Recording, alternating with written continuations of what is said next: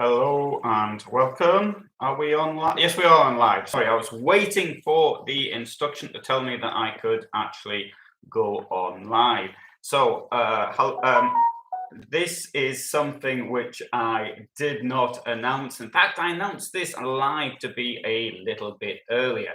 And this is the second live I've actually done from Ukraine. The first one was done during an air alert, and because the air alert came on, hello Annie, I went on my tourism channel, and because that was what I had on my mobile phone, which was then installed. So I know I said I'd put this one on at the usual time being 8 o'clock in the evening, Central European time, 9 o'clock here, and 7 in the UK, and all sorts of other times and other places. Hello, Navy. Hello, Colin. Oh, then I realised that it's Easter.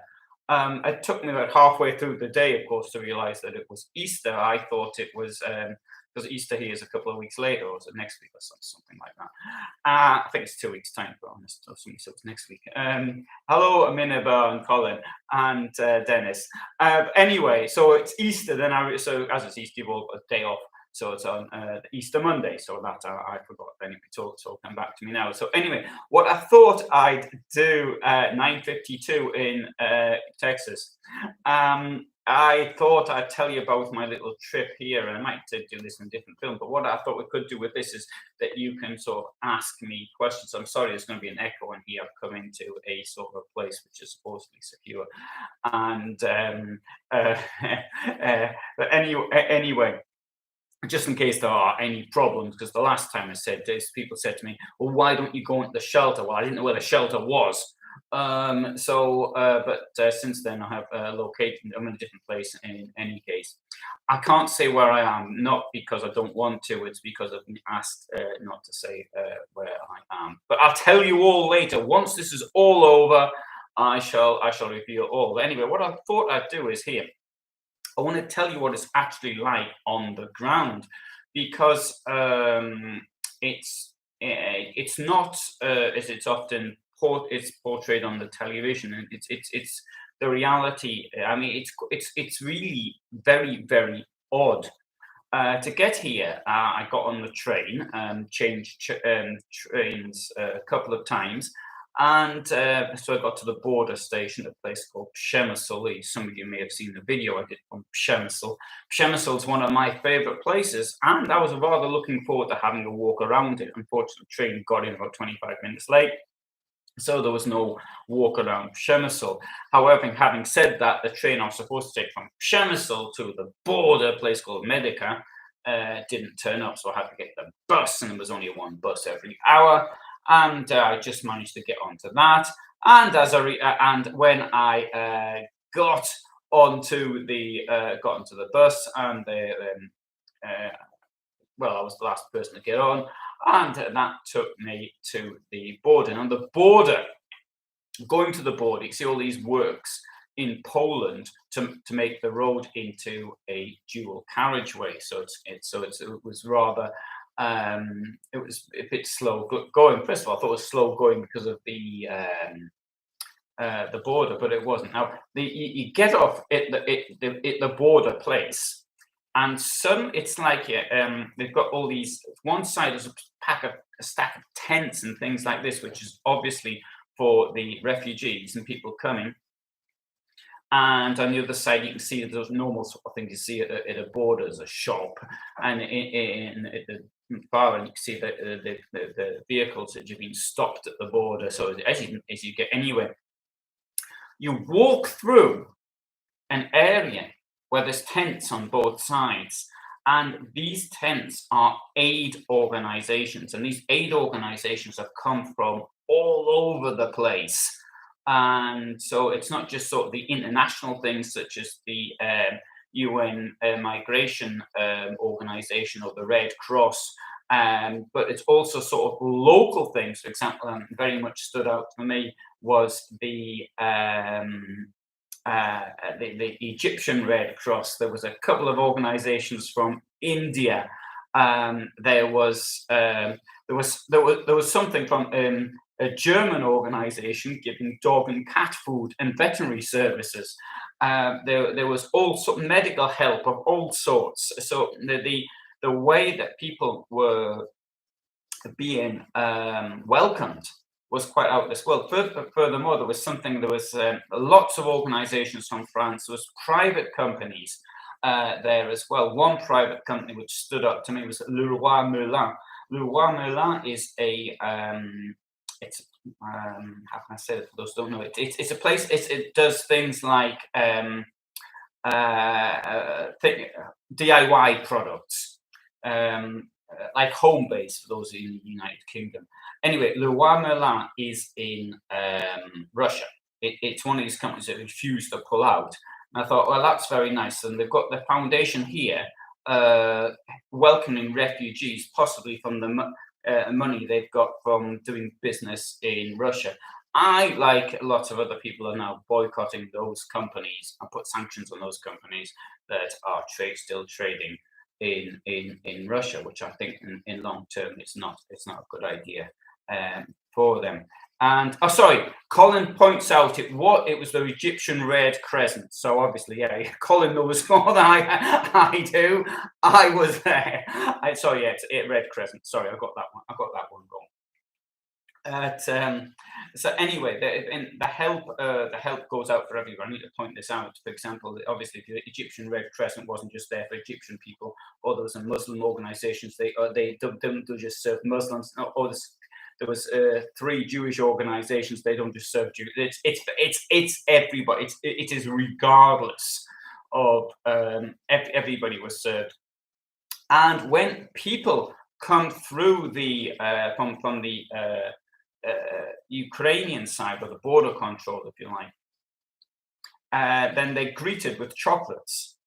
So this is it. So you're a refugee, and the first thing you get given on the Polish side of the border is chocolates, right? So anyway, so what this all sort of ended, this tent city. I don't know if that's the right way of putting it, because it sounds it reminded me of a village fete. Something like, not a small village, but a large village fete. There's all these. So, hello, young Claude, also in Ukraine. And anyway, from there, then you go into the passport. You go into the passport control. Now, just the Polish side. So you've got fences on either side. Go through the Polish one. Then you walk through, I'd say, about 150 meters, maybe something like that. And you've got fences on either side of you. But I mean, it is quite open. It's not like a channel or a fence going on, but it's not barbed wire or anything. But it's not everybody to sort of climb over. And you come to the Ukrainian side, and it was a big queue there. And I saw about 100 people in front of me. And I thought, it's going to take ages. As it turned out, it wasn't too bad. About 15 minutes I stood in the queue and stamped my passport, no questions. Then let me through, and I asked if they want to check my luggage. No, go on. So then I come out, and again, there's more service things for people. The very first thing you see as you come out, you see this tent that says Legion. So you want to join the Legion, then that's the place. It's the very first tent you come to. It's only a small tent. The tent itself is like half the size of my motorhome inside. So that shows you how big it is. Then you got, there's more tents. Somebody from a French organization giving me some water as I was coming through. I thought that was quite very kind of the lady to actually give it to me. She must have thought I would need it, so I took it, thinking just in case I do need it.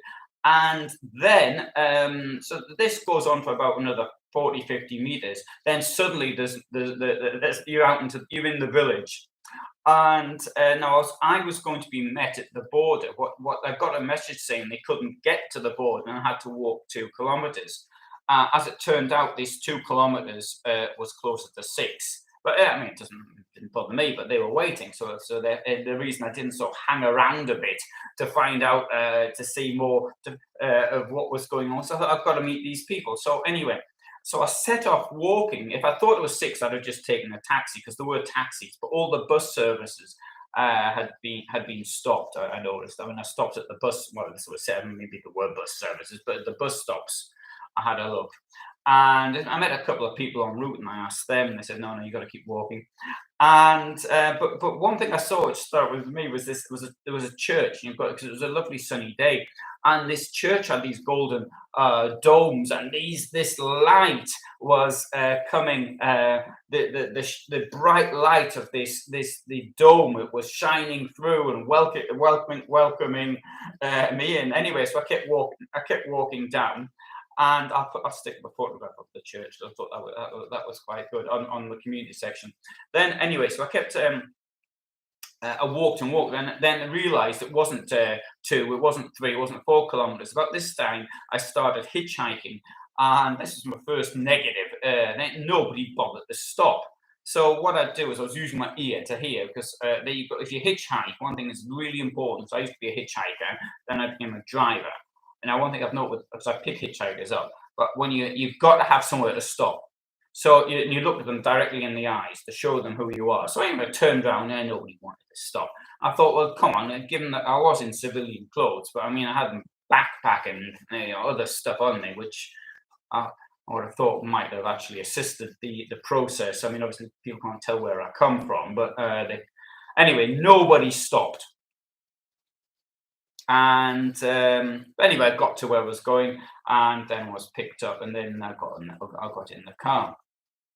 Oh, no, Colin says auto stop is illegal in most of Europe. No, it's not true, Colin.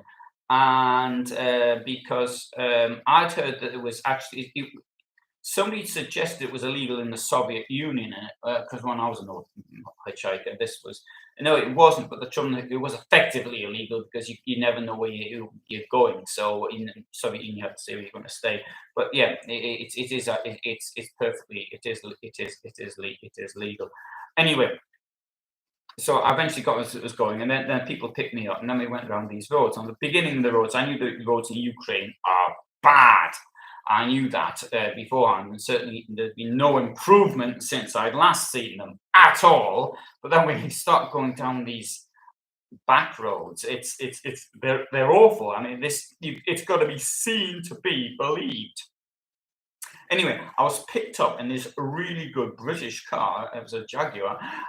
Incredible. I thought it was really exciting, actually, the speed we were going at, in the way where the person who will no doubt see this video was avoiding the holes. I thought it was super exciting. Really got me in the mood, that did. And anyway, so we went to where we were going, and now that's it. Now the thing is where I was going at now. What's happening when foreign people actually go to there? Go there. If you with anybody involved in how should I put it, the Legion or anything related to military support, then what they do is it's all outside of the large cities, because they can't take it to large cities. Because they don't want to make a military target. So, for example, places like Lviv, as far as I'm aware, there's absolutely nothing there. Everything's put in, and people are dispersed all over the place. And there are, of course, places where some people are trained or given refresher courses and all the rest of it. And but the part of the problem in Ukraine is that there is very bad organization in the with the administrative government level, or down from that, it's all sort of Soviet. And so therefore what you've got is those people actually go there with a view of doing anything, find themselves often or even stuck in apartments in Kiev or in wherever it may be, Cherniv or whatever, and then they're just left there to sort of to vegetate until the one way it seems to have people, it's of local commanders who know people to actually pull them in. There is dreadful disorganization it's horrible. Now, okay, Ironclaw's been waiting here for 2 weeks. I've got. Oh, who's that ringing me up? When I, sorry, and so you've got this dreadful disorganization everywhere. So I mean, 2 weeks is quite. Actually, I know people have been there now for 5 weeks. Uh, um, so anyway, um, uh, sorry, we're gonna get these. If somebody ringing me up, not taking the hint, and then, do I like the food? I've been asked. Yeah, the food's been great, but I'll tell you one. There's some place I've eaten. I mean, I'm happy with the food everywhere. It doesn't matter where I go. So I'm always happy with the food. And now, okay, this Ironclaw says best to bring 12 plus of the same speaking buddies and get processed in 5 days. I don't think that's true. I know group. I mean, the thing is to find 12 people who are capable of combat in one go is rather difficult. I would say, and it's. I mean, quite honest, I wouldn't know where to put my hands on 12 people. I could put my hands on 3 or 4. Even after I started publishing things on this website and sort of taking people there. Some people just won't take no for an answer, won't they? I mean, look at this. Send a message. Right, I'm sending a message. I'll call you back. There you go. I don't know what it was.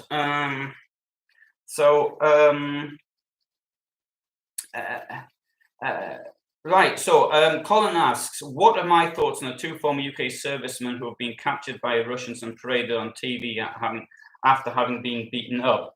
I don't know what to say, Colin. I saw an interview with the I think it was the stepmother of one of them, and she was quite shocked. The thing is like this. The thing is, what's clear is this: it's the defenders of Mariupol.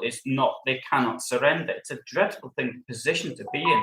It's very easy for people like us, sort of me, quite sitting in this shelter quite comfortably, talking on the internet, but to say not to surrender. But when you're in that situation, not to surrender, how are you going to not to surrender? You've got no ammunition left. This idea of sort of saving the last round for yourself. I think it. I mean, it's horrendous that they got beaten up, but I mean, this is the war we're facing. Which they are terrorists. This is surrendering to terrorists. It's not like surrendering to an army. So this is the problem. The thing is this: I saw there's one American general sort of suggesting airdrops into Mariupol, and this was on one of the I can't remember his name even. Sorry, I can't repeat it. I can't remember. Sorry, it's not. I can't repeat it. I can't repeat it because I can't remember it. So now in Mariupol, the defenders have been broken up into 3 distinct areas, and the main defense seems to be, ironically enough, in the rather well-known steelworks in the town. So I can't. I don't know. So I mean, I think it's a horrendous situation. I'd hope that they'll be brave. As I said in a previous video I did about 3 weeks ago in Poland, I think what happens if you get captured? Well, the thing is this: is that a British person has value to them, and they can exchange the British person. This is something which happened even in Soviet days. In around 1964, one of my future professor, who was teaching. He became a friend of mine. He wasn't my professor because I didn't study Russian, but he was arrested on the streets in Moscow, having distributed Bibles or something along these lines, and he was exchanged for a Soviet spy. So they'll keep them back as hostages, and they'll want to exchange them for something like this. And now Emir writes, a mercenary things wrong with this statement. Hello, Corey to Phoenix, Arizona. These people are not mercenaries because mercenaries get paid. That's the number one thing. these people get the same, if they're getting anything, they're getting the same pay as the Ukrainian, which is I think 6,000 hryvnia. No, I can't. It's 600. I can't remember what it is now. It's about 200 euros, whatever it is. Anyways, no, it's less than 180 euros, so something like that a month. Next thing, that's number one. The second things, they're not POWs. There's no war. You can only be a prisoner of war if there's a war going on, and one side refuses to accept that this is a war. It is not a war. It's a special military operation, which is another way of saying terrorism. This is of course, it's a war, but I mean, you cannot call them prisoners of war when there isn't. And anyway, so Kiev pressed them not to surrender and told them they were told to kill anyone who wants to surrender. So yeah, so if the Russians are saying that the terrorists are saying, I should say, then the terrorists are saying that they're going to kill anybody who surrenders, then what chance have they got? So they just don't surrender. You never do that. Never mistreat prisoners. Never, particularly in today's world. There was that case of that. There's a Russian prisoner, I believe, was shot or something, and yeah, it stands that whoever did that should be court-martialed and should face the death penalty, in my opinion. Because MES here states regular POWs are treated well by the Russians. What utter nonsense! Today I read of an account by Russian patriots who've informed authorities via Estonia, Ukraine, via the border in Estonia, of the existence of camps where Ukrainian civilians are being held. Now, they said this camp was in the Penza district. Now, if you look at Penza, it's in the Urals. So, you know, this is thousands of kilometers away from Ukraine, where these people were kidnapped from. And so in this camp, they said there's 500. We don't know if if there's 800,000 or not 800,000. But I mean, this type of neo-Nazi propaganda, which is now being put out, it's shocking that people can actually believe that the terrorists are treating prisoners well. There's zero evidence of that, and the fact that we've got now 2 British prisoners who may have been beaten up. We don't know. I mean, I've got to say this very clearly that before they were captured, they may have been injured before being captured. So that we don't know that. And obviously, wars, people do tend to get injured. So we can't assume automatically that the terrorists beat them up beforehand. So it could have. But anyway. That's right. So I'm just going through. According to the news I get on my phone, some Russian soldiers were poisoned through food. Yes, there is absolutely no doubt on that one.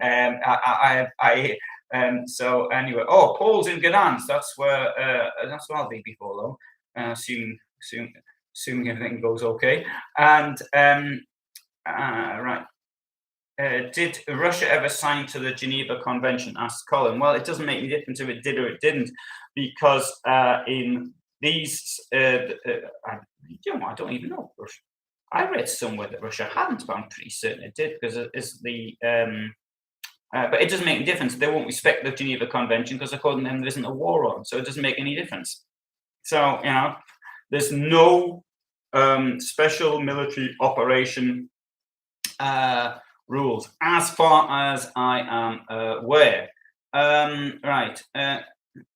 Well, Iron Claw is claiming 3,000 to 4,000 USD monthly pay. Well, I don't know. I mean, you might want to actually write to me via my Facebook group to give me the evidence of that, because I really have been in contact with a number of organizations, and unless this is for private contractor, then I have no idea. Right. So frontline pay, they get less when they join, same as Ukraine Army paper. Okay, Emir writes, and I quote, Russians are supported by local population, Kherson region, Donbass and north, 70 to 80% of people in there would support Russia, as I am informed. Well, that is clearly from the neo-Nazi propaganda being put out by the Kremlin. I have not been in the Kherson region, so I'm just repeating what I can see. But I mean, there are protests. There have been people on the streets in Kherson against this Nazi occupation, or terrorist occupation. And the idea that 70-80% would support it is absurd, utterly absurd. Now, what will probably happen is that the fascists will do the same as they did in the Donbass and in Crimea, and they'll have some false referendum. In the referendum in Sevastopol, they were so popular that 121% of the population actually voted for them. And so let's not believe in any. You can believe this as much as you can believe that the Nazi referenda that they did in Austria, where they got 99.7% of the vote wanting to union with, or anything. What I cannot understand is when for example, to use the April 1938, when the Nazis invaded Austria, there's a good chance that the Nazis would have won. There was a referendum. Why didn't they just give the real results? The fact that it was forged to put 99.7 just suggests that it was lost by the Nazis. So that is what they pretended. Now, in Albania, communist Albania, when they used to have elections, there's always one person that didn't vote for the Communist Party. That was because so everybody would probably know that it was them, but they dare not tell anybody else. Why didn't they make it a little bit more realistic and say there was 1,000 people that didn't vote for the Communist Party? That might have been easier to believe.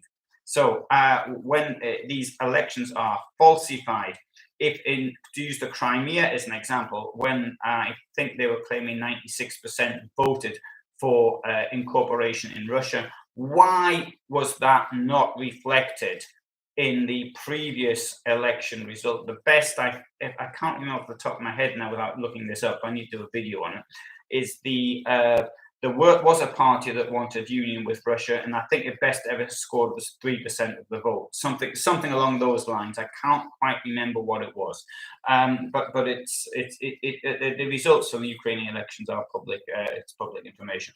So why didn't more people vote for that at the time? Why didn't they vote for these parties? Did they suddenly change their minds when they're looking down the barrels of terrorist guns? I don't know.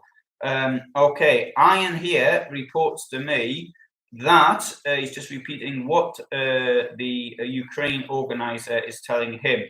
I hope that what they tell him is true. Well, I very much doubt it is, Ian, but it could be that they're telling you the truth, but you might want to get in contact with me. So you go to my Facebook page called Alan Heath's History page. You can write from there and you can send me the information you've got. And if it's not true, then I will put you in contact with other people who will be able to send you to a unit, provided you've got the experience and what have you. I'll do that. Okay.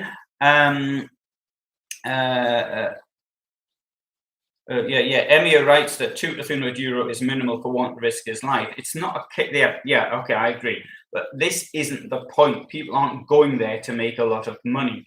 And if people are doing it, I can see now. I've now spent time with lots of people who have gone from abroad to be with the Ukrainian army from many countries. So from Sweden, from Germany, from the United Kingdom, France, from Italy, Spain, Ireland, United States, Canada, South Africa, Australia, and these people, and Russia, I must add, and these Poland, sorry, and probably more, and these people are there for one reason, and that reason is because of their beliefs. They're doing this because they believe they're liberal-minded people. They believe in human rights. They're opposed to fascism. They're opposed to communism.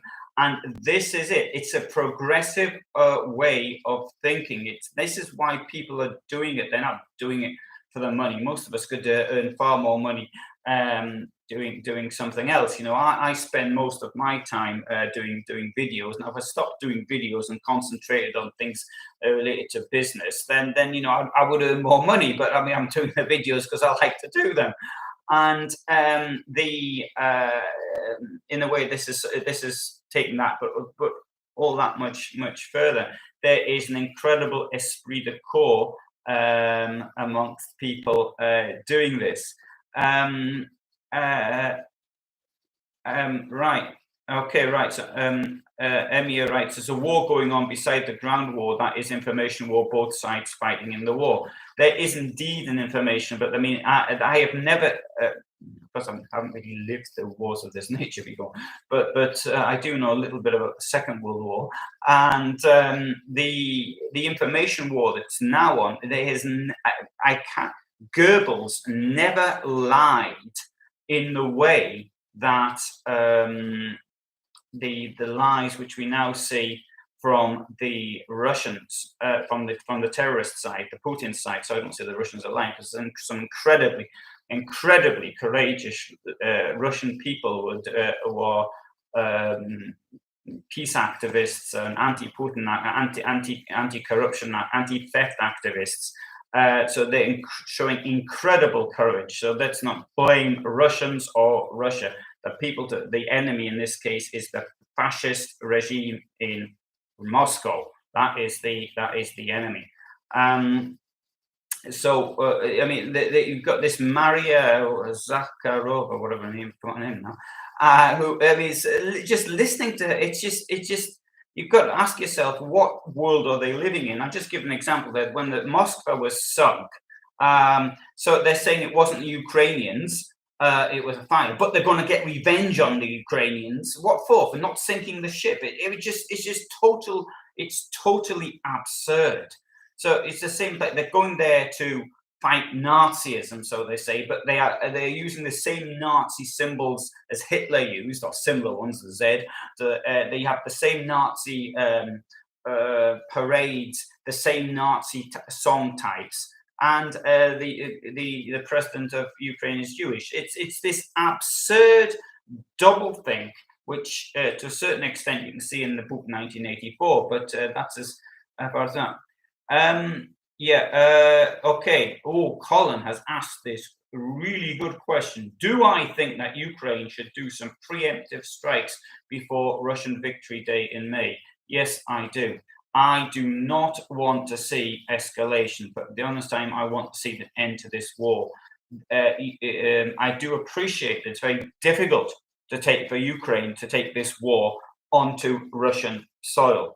But if there were strikes against targets in Russia, it might start persuading people in Russia to do something about it. And if you live right next to a military airfield in Saratov, for example, or in Belgorod, then you might start protesting if missiles started raining down on these positions. Because at the end of the day, the people likely to get hit are the very same people who are the victims of the theft, the kleptocracy of Putin and his gang of criminals. This is what it's all about. It is Putin started this war. The aim of Putin's regime is to stop the Russian people rebelling against him. That's the number one aim of the regime. Nothing else. You can forget all this other nonsense. But he's using NATO as an excuse. Well, what's going to happen as a result of an invasion? Other countries are going to join NATO. So that if Finland joins, then suddenly Russia's got 4 times bigger a border with NATO than it had before. So I mean, Putin's not stupid. He is, as Trump said, a genius, an evil genius. But he is a genius, and I'm sure this was taken into account. No, this is just nonsense. It suits Putin that Finland joins NATO, because then he's got even more. Look at this! How we're being threatened by this imaginary enemy. So if there are strikes on targets in Russia, which would also have the benefit of perhaps knocking out their communications, then yes. I mean, I was woken up on Saturday by a cruise missile, and whereas I didn't know it was a cruise missile, of course, I didn't. But you get the and why? Well, I mean, where I was, I mean, it's absurd to think that they can bomb us, but our side can't hit back. Anyway, sorry. Okay, I'm just going back a bit. Sorry, I was on one of the questions, and uh, right. Sorry. So Bruce and Ale, hello Marco. Bruce and how long can Paul asks, long can Russia realistically continue its war before they run out of material and resources? Yeah, I've thought about this one. Now we don't know how many tanks Russia's got. Now, if we take a tank, I'm now going to talk of main battle tanks, right? So because I've noticed that there's been also a tank. How can I put a main battle tank? I'm trying to think of a good description of a main battle. I'll just give you the Russian numbers, right? So like T-72, T-80, something like this. How many have they got? Now I've seen the number of 12,200 actually put out at time, or the Armata as well, the new one. So if Russia's got 12,200 main battle tanks, most of these can be kept in storage. And I know from my own motorhome, sort of hanging around outside in the winter, not being taken out, it requires a bit of work to get it there, to get it on the road again. And I think that the tanks stuck in the middle of Siberia somewhere probably also have the same problem.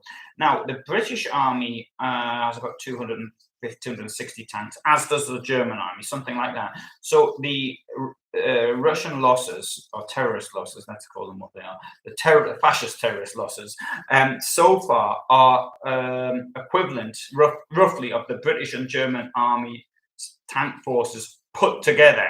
So I would imagine that by now they probably use their best equipment, but I can't say. Now, I did notice that, I think it was yesterday, they used a new aircraft. I can't remember. SU, what's it? It's not 35. It's the one. Is it SU 35? Was the one? I can't remember now. So I don't know more. I know a little bit about tanks, but I don't know much about aircraft. Anyway, so they used this new aircraft for the first time, but it had been used. It came out in 2009. First time. It was used in Syria. Two units were used. This could be a sign that they're trying to improve their equipment. I think certainly the loss of the Moskva will have brought it down to Russia, that they're in a very bad way as far as tanks are concerned. So how long can they hold out? I don't know. This is the thing. I just can't say. But I'd have to make this, as the situation gets worse and worse, and for the terrorist side, then it does make things more dangerous. And what they're saber rattling against NATO, well, they can't attack NATO. This is absurd. An attack on NATO, they will get utterly squashed. Putin's side, and Putin knows this. This is why it's really important that NATO acts strongly. It doesn't give in to nuclear blackmail or anything like this. It acts strongly, and if they do anything, there has to be an answer. Because if there isn't, it just makes the danger greater. And anyway, so. Okay, well, Emmy is writing that the Russians are terrorists, I should say, are trying to avoid civilian casualties. This is utter nonsense. The terrorists have been aiming missiles at tower blocks and things like that. These have no military value whatsoever. The point of that is only to cause terror. There's nothing else. You may argue that they cause terror. This causes a wave of refugees, and itself that is part of the military aim. That can be that. But for to say that they haven't used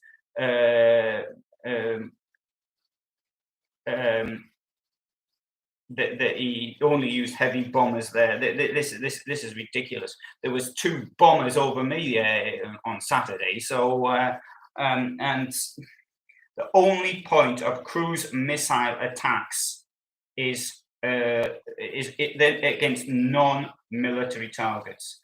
So anyway, now if right, so if Ukraine attacks Russian ground, then it will causes belly for Russians to conscript more soldiers and like Ukraine shooting yourself in the foot.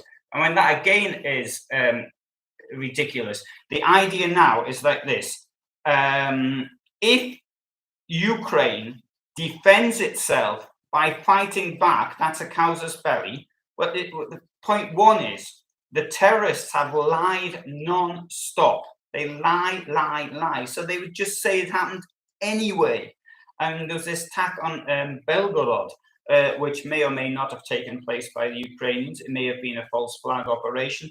It could have been all sorts of things. But they would just do it anyway. So Ukraine, it doesn't matter because they will lie. It's the same with these chemical factories, which was put out by the traitors at Fox News, claiming that the US is operating biolabs in Ukraine. Utter nonsense. But the reason that they're doing this is to prepare the ground for a chemical attack themselves. Then they can claim it came out of a US biolab. And the Putinist trolls will then start repeating this on the internet, regardless of how many thousands of people could be injured on the ground. Because at the end of the day, for the Putinist trolls, they don't care. And Fox News, what that wants is money from its advertisers. So that's how lives don't matter. So anyway, so Paul writes that the Russian leadership won't back down, even have to steal every penny from the people and starve them. Yeah, in their twisted minds, they have to win, even if they die doing it. I don't think they want to die doing it. Now, one thing about Putin is he's not a kamikaze. He doesn't mind sending other people to die. But to quote Sting, he clearly loves his children too, because his children is. The lassie's apparently being seen. I've forgotten her name now, but she was reported to be in Switzerland. Kids have been sent away somewhere else.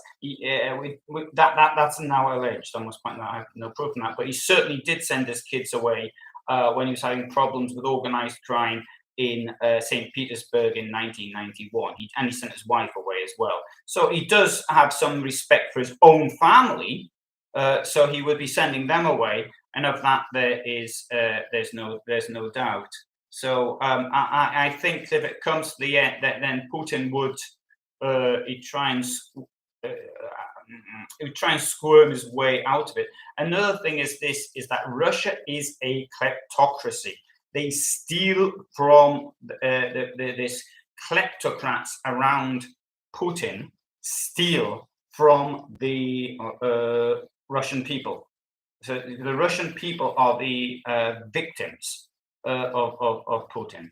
So where do they send the money? They send the money to the West, to places like the United Kingdom, to Switzerland, United States. Why? Because there's a stable government there. Why don't they keep it in Russia? Because Putin could get overthrown and they'd have all their money confiscated. Why don't they send it off to, I don't know, Equatorial Guinea, for example? Because the regime there could also get overthrown and they would lose all their cash. That is why they buy up Eaton Square in London and Manhattan and Trump Tower and Swiss bank vaults and holiday resorts in Antalya and this type of thing. That's where they do it. So why would they then go and destroy their own property? So this is the illogic thing about the nuclear threat. It's to understand what's actually going on. It isn't like in the Second World War where Hitler himself, Hitler himself wasn't actually stealing en masse, unlike many people around him. But in their case, they couldn't send the money abroad or somewhere. I don't think that the fascists will be wanting to destroy. They'll see Russia go down because they don't have investments in Russia as they do in Western Europe. Right, so the Russians said that they attacked Russian land, they would bomb Kiev, and that's what happened. They stopped Ukraine attacks on Russian land, they used helicopters. The terrorists have been bombing Kiev from the very beginning of this conflict. From the very beginning. There was no attacks on Russia on the 23rd of February. I don't doubt that the Putinist trolls believe there was a Ukraine attacked Russia. I have no doubt about that one whatsoever, that they believe that, but it didn't happen. Anyway, so I hear now, Emir writes that the Russians started using strategic bombers in Azovstal. Azovstal is a factory which belongs to somebody whom I believe is rather a Ukrainian oligarch, but I can't remember his name now. Somebody will write it down, so I've forgotten it. And it's not on the tip of my tongue, but it's the sort of thing it'll come back, like maybe in 3 or 4 years' time. Azovstal is a steelworks. If they're using strategic bombers against a steelworks, that shows how little they care for the people around. The strategic bombers are designed to just carpet things with bombs. Strategic bombing attacks, like the attack on Dresden, for example. This is, or the attack was done on Stalingrad, August 1942. September 42. August 24th, August 42. Sorry. It's things like this. It's point of strategic attack. So if they're using strategic bombers on a one, admittedly large, you can look it up on Google Maps how big the Azovstal place is at Mariupol. It's relative. You can see it. So I suggest you do that, and then you tell me that what is the point of this? Now they will even kill the soldiers, Russian soldiers, who are besieging the place. So obviously they just don't care. They don't care. Lives don't matter to them. Anyway. Yeah. One day when all this is covered by future historians, they'll talk about how wrong you got it. Okay, right. There's right. How wrong you got it? Well, maybe they will. Russians are loving just fine. This is Silverfly. Their economy is bouncing back. The ruble is just about back where it started. They don't hate their leader, but they're really fed up of being demonized. Well, this is the site, the nonsensical neo-Nazi propaganda coming from a Putinist troll. Okay, right, let's deal with it. Rubles bounce back. Yes, that's true. Can you go to, if you're in Russia, can you take 80 or 90 euro, 90 rubles and go to an exchange office and get 8 euro? Can you, yes or no? The answer is no, you can't. So that's the case. Could you have done this on the 23rd of February? Yes, you could. So don't say that the rubles bounce back. That is utter nonsense. The economy is bouncing. The economy isn't bouncing back. The economy is far worse. It's not as bad, though. I must point out, it's not as bad as it was beforehand. And they don't hate their leader. Well, how would you know that? But they're fed up of being demonized. They probably are, but that's because of Putin. Anyway, right. Okay, we've got here. Anyway, actually. Oh, okay. Here's Silver Flyer. Funny reading all the replies here. None of you know anything about Western Ukraine or Russia. Well, I wonder what this person knows about Western Ukraine or Russia. I bet this person doesn't even speak their language. So anyway, okay, right. So stay in focus, everybody. Right. Emir, the US cannot continue print. Sorry, there's some printing money here. Yeah, Dave says they've got some Russian trolls. Well, you'd expect that. Paul writes, what does a Russian victory look like? Now, this is the problem. This definitely needs.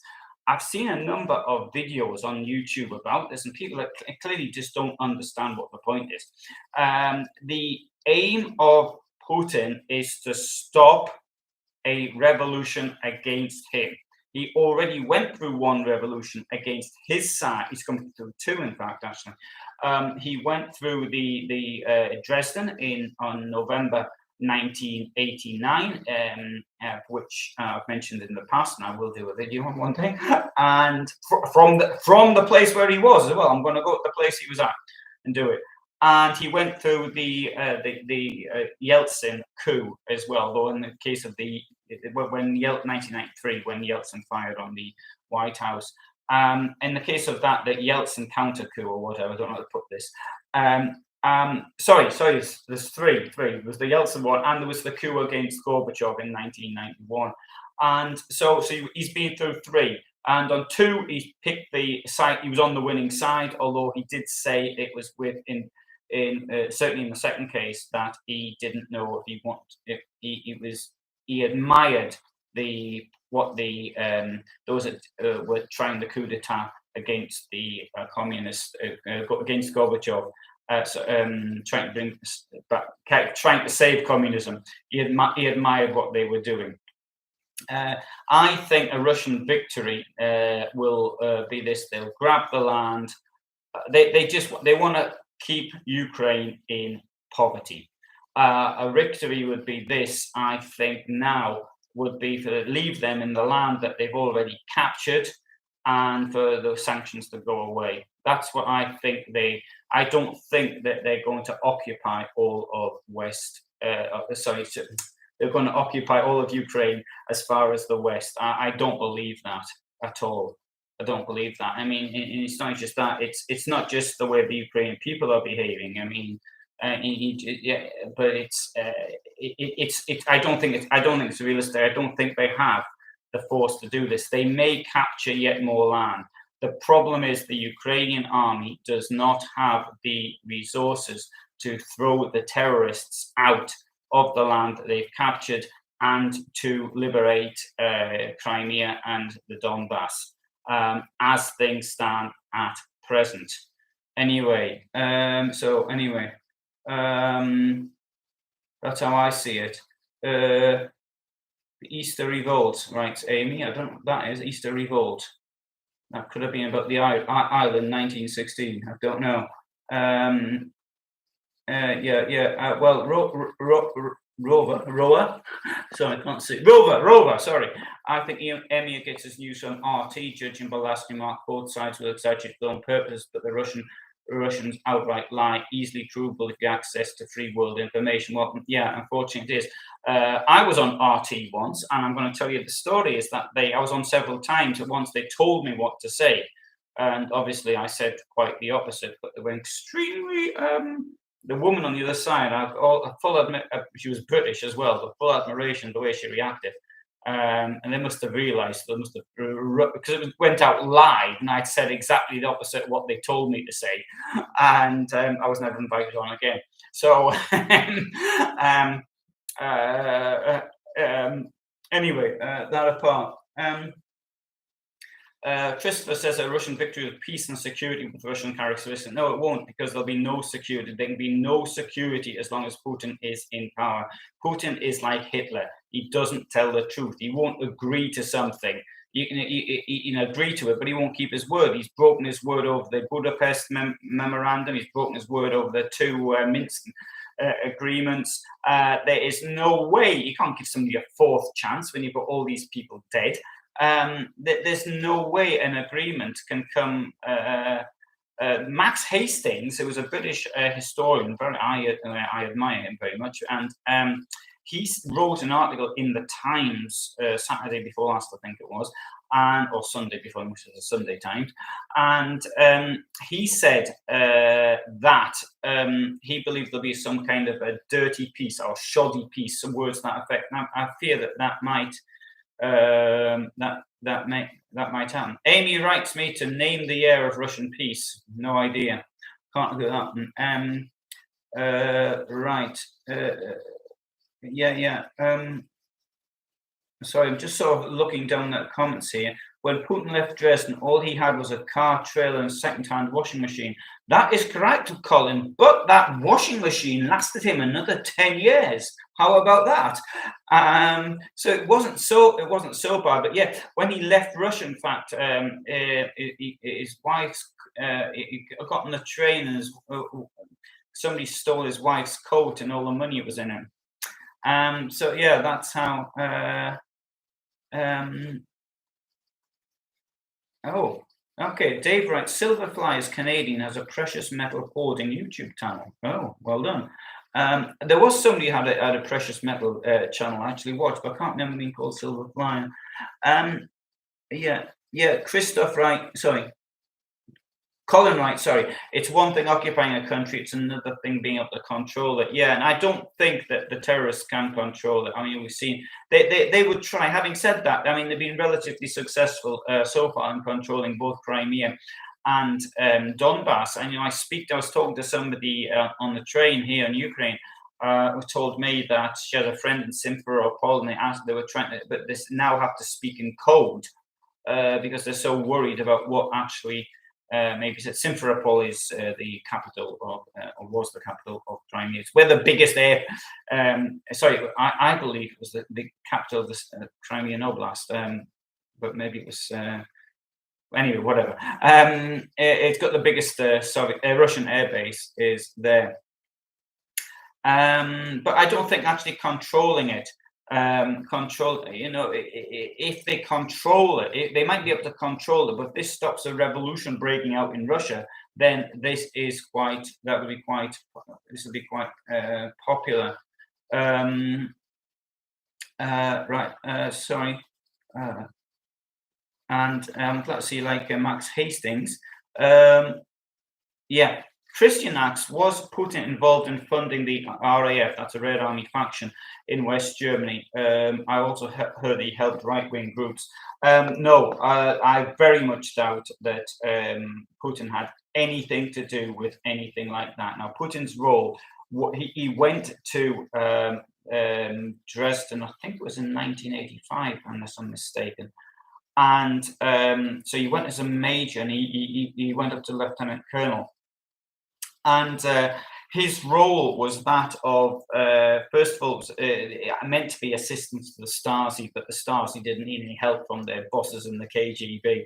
They were very efficient at what they were doing. But Putin had ideas of looking at where US bases were, and then trying to get promising people who had families near these bases to see if they would go there and spy for them.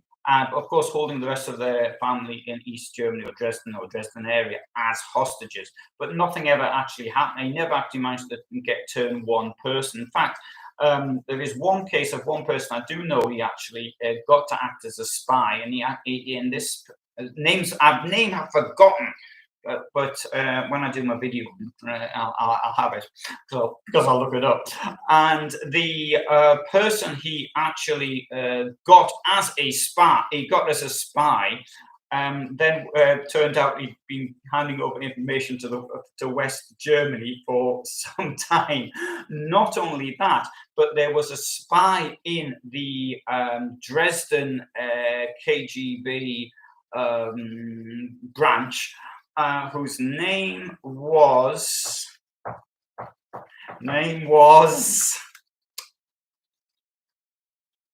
I've forgotten. Anyway, sorry. It was something like, it was something to indicate that the lady was a bit overweight, but whatever. But anyway, this lady was passing on, and it would seem that Putin's wife was passing on information to her. I'm wrong. As soon as I click this time, I will remember it. As soon as I click the video off, it was handing over information to her, and this information was ended up in a book. And it seemed that Putin not only was a serial womanizer, and he also used to beat up Ludmilla. Nonetheless, he has made Ludmilla even though he divorced her in 2013.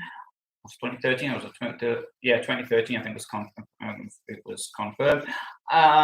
Ludmilla is now a multi-millionaire, and she has quite a lot of stacks of cash thanks to her relationship. I mean, I don't know if she thinks it was worth wasting 28 years of her life with him or whatever it was. No, it was more than that. We got married in 1979. So 1979 plus 21 plus 13. Oh yes, it's 34 years of a life with him. But anyway, don't know. Just a guess. Maybe it was. Maybe it was. Was it 1979? Or was it 1980? Whatever. Anyway, Amy writes that Putin looks like a sloppy Tsar from here. Anyway, so right, so I think that's just about it for me for today. And one thing I would point out is that in Ukraine, I'm not going to be filming in the street. There is obviously the country's under martial law, and I thought before I came here, I thought I'll do some videos outside and all the rest of it. I was asked not to do it, and therefore I won't. But there are things I have sort of done, like photographs and things, which I'll publish though once it's all over. I am very conscious of a potential security risk at all times. So thanks very much for thanks for being here, Promethean. Can I find you a helmet in Ukraine, Mia? Right, I'll tell you what. If I pick up a Russian helmet anywhere, I'll bring it back. I'm not certain how I would. Yeah, I'm sure I'll get it to you. I haven't seen any lying around anywhere, but if I find one, I shall bring it back and I'll stick it in my van. And should we ever meet, then I'll give it to you. So Ludmila, heroine of the Soviet Union, please be careful. Oh, Amy, I'm always careful. I'm a coward anyway. Was nice to live. Was nice to be live. Thanks for answering the questions. Take care. Thank you. Thank you, Alan. Writes Isa, who is in Japan, and it is there. It's no, it's not too bad. It's not too late. Hang on. It's 7 o'clock here nearly. So it's about 1 in the morning in Japan. Am I right? Something like that. All right. So yeah, thanks for everybody for being here. Oh, before anybody says it, I'll just answer this question because people said this in private. They said, "Isn't it frightening when there's an air raid?" I said, well, not really, no, because you get an explosion and then you don't hear it before it comes in, so it's just nothing to be frightened of. But for those that have been continually pounded, that must be pretty horrible. So, 1 o'clock in the morning, actually, it was in Japan. Thanks, Annie. And look, I might do something on my motorhome channel. So those of you in motorhomes, and do that quite that. And thanks to everyone being here. There isn't a film. The next video I've got planned actually is a video which will come out on Friday. There might be something else in the meantime. That's always possible. I might do things on the news if I can actually get the opportunity of doing them. I will be reporting. So I might do other lives anyway. Okay. So thanks everyone. Thanks Dave. Thanks Colin, Emmy, Annie, Mary, Annie, Christoph, Isa, everyone else. So if I've forgotten anybody, I apologize. Thanks to you all for being here, and all the best from me here where I am. All the best. Thank you. Bye.